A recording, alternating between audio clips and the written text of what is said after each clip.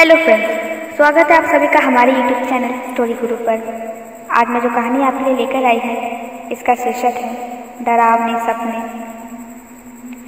गहरी नींद में सो रही मिताली आधी रात को डर कर अचानक अपने बिस्तर पर बैठ जाती है। डर से उसका बुरा हाल था, वह पसीने से पूरी तरह भीगी हुई थी। मिताली की आवाज़ सुनकर उसकी माँ भी जाग जाती है और मिताली से पूछने लगती है, क्या हुआ, तुम इतनी घबराई हुई क्यों हो? लेकिन लड़खड़ाते जुबान से मिताली कुछ कह नहीं पाती है। तभी माँ ने कहा, ठीक है, इस कमरे में अभी अंधेरा छाया हुआ है। और यह कहकर माँ लालटेन जलाने के लिए कमरे से बाहर चली जाती है। इधर डर से मिताली के दोनों आँख की पुतलियाँ फैल चुकी थी। माँ को बाहर गए अभी कुछ क्षण हुए थे कि अचानक मिताली उस अंधेरे में घर का दरवाज़ा खोल दौड़कर घने जंगल की ओर जाने लगती है। माँ मिताली को देख उसे रोकने के लिए आवाज़ लगाती है, लेकिन वह फिर भी नहीं रुकती। माँ को पता था कि इतनी रात गए जंगल की ओर जाना खतरे से खाली नहीं है, इसलिए माँ ने तुरंत ही लालटेन हाथ में लिए खुद भी जंगल की तरफ जाने लगी। देखते ही देखते मिताली अपनी माँ की नज़रों से ओझल हो गई। माँ ने काफ़ी देर तक उस घने जंगल में मिताली को आवाज़ लगाई, लेकिन उधर से उसका कोई उत्तर नहीं आया। मिताली को ढूंढने के लिए सुबह का इंतज़ार करने के सिवा माँ के पास और कोई चारा नहीं था, इसलिए माँ अपने घर में वापस आ जाती है। घर पहुंचकर वह सुबह होने का इंतज़ार करती रहती है। सुबह होते ही माँ जब मिताली को ढूंढने के लिए जंगल की तरफ जाने के लिए सोचती है, तभी अचानक दरवाजे पर उसे मिताली खड़ी दिखाई देती है। माँ घबरा जाती है और पूछने लगती है, इतनी रात को तुम कहाँ गई थी? मिताली काफ़ी डरी हुई थी, इसलिए माँ ने उसे कहा, ठीक है, पहले अंदर आ जाओ, इसके बाद मुझे पूरी बात बताओ, आखिर तुम्हारे साथ क्या हुआ। माँ ने मिताली को पानी की एक गिलास दिया और पूछा, आखिर इतनी रात को जंगल की तरफ क्यों गई थी तुम?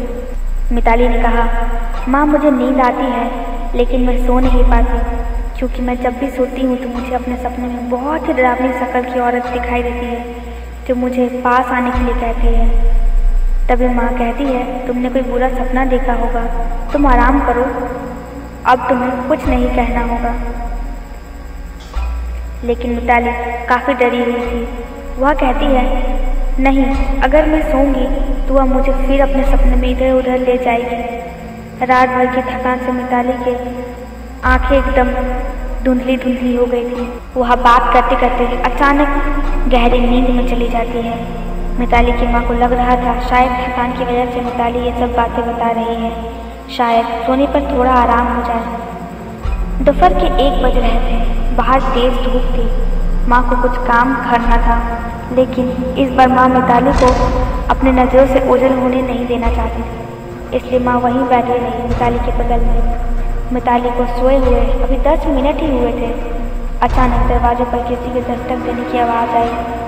माँ एकदम घबरा गई। उन्हें लगा कि इतनी तेज धूप में आखिर बाहर कौन हो सकता है, और माँ दरवाज़ा खोलने के लिए चली जाती है। माँ ने दरवाज़ा खोला तो उसके सामने एक औरत थी। माँ ने उनसे पूछा, क्या चाहिए आपको? तो उस औरत ने धीमी आवाज़ में कहा, मेरा एक छोटा बच्चा है जो खेलते खेलते कहीं गुम हो गया है, क्या आपने उसे देखा है? मैं काफ़ी देर से उसे ढूंढ रही हूँ, वह मुझे मिल नहीं रहा है। माँ ने कहा, नहीं, मैंने किसी बच्चे को नहीं देखा। और यह कहकर माँ दरवाज़ा बंद कर लेती है।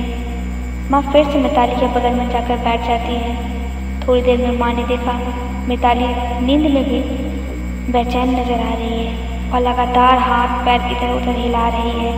ऐसा लग रहा था मानो उसे किसी ने जकड़ कर रखा हो। माँ उसे तुरंत ही जगाने लगती है, लेकिन तभी मिताली फिर से शांत हो जाती है एकदम अचानक से।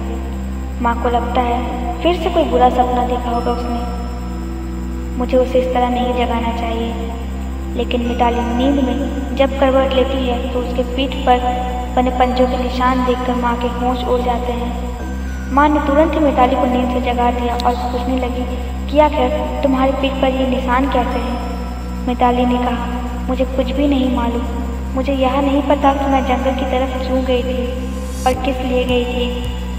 मिताली ने तुरंत अपनी माँ से कहा, वह औरत कोई साधारण औरत नहीं है, वह एक प्रेत है जो मुझे नहीं छोड़ेगी। वह हर समय मेरे आस पास रहती है, वह हर बार मुझे अपने साथ ले जाना चाहती है।